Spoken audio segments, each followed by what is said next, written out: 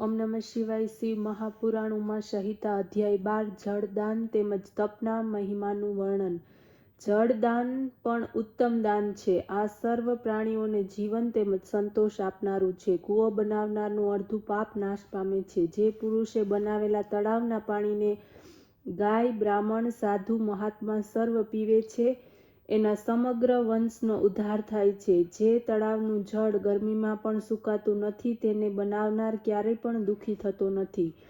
દેવ, દાનવ, ગાંધર્વ, નાગ, ચર, અચર સર્વ પ્રાણી જળનો આશ્રય કરીને રહે છે. તળાવ જીવન તેમજ લક્ષ્મી બંને આપે છે. જે તળાવમાં વરસાદનું પાણી ટકે તેને અગ્નિહોત્રાનું ફળ પ્રાપ્ત થાય છે. હેમંત તથા શિશિર ઋતુમાં જો પાણી રહે તો તેનું ફળ અતિરાત અશ્વમેઘ યજ્ઞ જેટલું ફળ આપે છે. આ જ કારણે તળાવ ખોદાવવું પુણ્યદાયક તેમજ કલ્યાણકારક છે. આ રીતે વૃક્ષ તેમજ બગીચા ઉગાડવાથી પણ ફળ પ્રાપ્ત થાય છે. કષ્ટદાયક રસ્તા ઉપર વૃક્ષો ઉગાડવા પુણ્યદાયક કાર્ય છે. એથી સર્વ પિતૃઓ તથા આવનાર વંશ સર્વનો ઉદ્ધાર થાય છે. વૃક્ષ ઉગાડનાર મૃત્યુ પછી અક્ષય લોકમાં જાય છે. વૃક્ષ તો એના પુત્રો સમાન છે. એથી સુખ પ્રાપ્ત કરવાના હેતુથી પ્રત્યેક માણસે વૃક્ષ ઉગાડવું આવશ્યક છે. ફળ ફૂલવાળા વૃક્ષો ઘણા જ ઉત્તમ હોય છે. ફૂલોથી દેવતા, પિતૃગણ, છાયાથી આવનાર જનાર સર્વ સુખની પ્રાપ્તિ થાય છે. આ વૃક્ષો સર્પ, કિન્નર, દેવ, મનુષ્ય સર્વને યોગ્ય સુખ આપે છે. સત્ય સર્વોત્તમ છે. આ જ સત્ય, પરમ બ્રહ્મ, તપ, યજ્ઞ, શાસ્ત્ર, ચેતન, ધૈર્ય, દેવતા, ઋષિ, પિતૃઓ વગેરેનું પૂજન, જળ, વિદ્યાદાન, બ્રહ્મચર્ય, પરમ પદ વગેરે સર્વ સત્યરૂપ છે. આ ભૂમિ સત્યના આશ્રયે ટકી રહી છે. આ જ કારણથી માણસ સદા સત્ય બોલો, સત્યભાષી, પરમ તપસ્વી, સત્ય ધર્મનો પ્રેમી, સિદ્ધ પુરુષ થાય છે.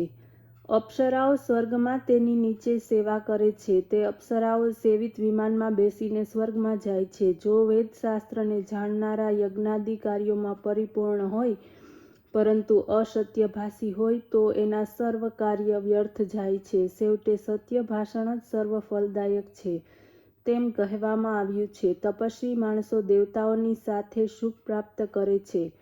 આ તપસ્યા સર્વ દ્વારા સ્વર્ગ, યશ, મુક્તિ, કામના, જ્ઞાન, વિજ્ઞાન, સંપત્તિ, સૌભાગ્ય, રૂપ વગેરે તેમજ અન્ય બીજા પદાર્થોની પણ પ્રાપ્તિ થાય છે. એના મનોરથો સદા પૂર્ણ થાય છે. તપસ્યા વિના બ્રહ્મલોક કે શિવલોક કોઈની પણ પ્રાપ્તિ થતી નથી. જપ દ્વારા મદ્યપાન, બ્રહ્મહત્યા, ગુરુશૈયા ગમન વગેરે મહાપાપોમાંથી મુક્તિ થાય છે. તપ સર્વ વિશ્વને સુખ આપે છે. સુખ પ્રાપ્તિની ઈચ્છાથી તેમજ મુક્તિની ઈચ્છાથી તપ કરવું આવશ્યક છે. અધ્યાય 13 પુરાણ મહાત્મ્ય. જે બ્રાહ્મણ પોતે વેદશાસ્ત્રનું અધ્યયન કરીને બીજાને ભણાવે છે એને બ્રહ્મણું ફળ પ્રાપ્ત થાય છે. વળી જે પુરાણને જાણીને સર્વને નરકની કથાઓ સંભળાવીને સાવધાન કરે છે તે જ લોકો પુરાણ જ્ઞાતા છે. નરકમાં પડનારનું જે રક્ષણ કરે તે જ યોગ્ય માણસ છે તેમ કહી શકાય. એને સાધારણ માણસ ન જાણવો. તે તો મનુષ્ય રૂપે આવીને જગતના ઉદ્ધારને માટે પ્રગટ થાય છે. પોતાના જ્ઞાન દ્વારા માણસને તારે છે. આ લોક તેમજ પરલોકમાં સુખની ચાહનાથી આ પ્રકારના જ્ઞાની પુરાણ વેતા શ્રેષ્ઠ બ્રાહ્મણને ધન, અન્ન, ભૂમિ, સુવર્ણ, ગૌ, રથ વગેરે વાહનો, હાથી, ઘોડા તેમજ સુંદર વસ્ત્ર ભૂષણને યથાશક્તિ દાન કરે છે.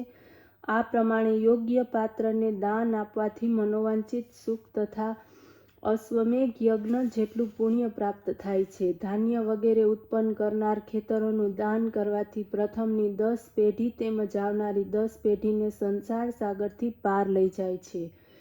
તેમજ આ સંસારના ભોગને પ્રાપ્ત કરીને વિમાન ઉપર સવાર થઈ શિવલોકને પ્રાપ્ત થાય છે. જે પુરુષ શિવાલય તથા વિષ્ણુ સૂર્યાદિ દેવોના મંદિરોમાં પુરાણોની કથા સંભળાવે છે તે રાજસૂય યજ્ઞ તેમજ અશ્વમેઘ યજ્ઞનું ફળ પ્રાપ્ત કરનાર થાય છે. તેમજ યજ્ઞ વગેરેનું પુણ્ય પ્રાપ્ત કરીને સૂર્યલોકમાં જઈને બ્રહ્મલોકમાં જાય છે. દેવતાઓના સન્મુખ પુરાણની કથા કરવાથી 1000 અશ્વમેઘ યજ્ઞનું પુણ્ય પ્રાપ્ત થાય છે.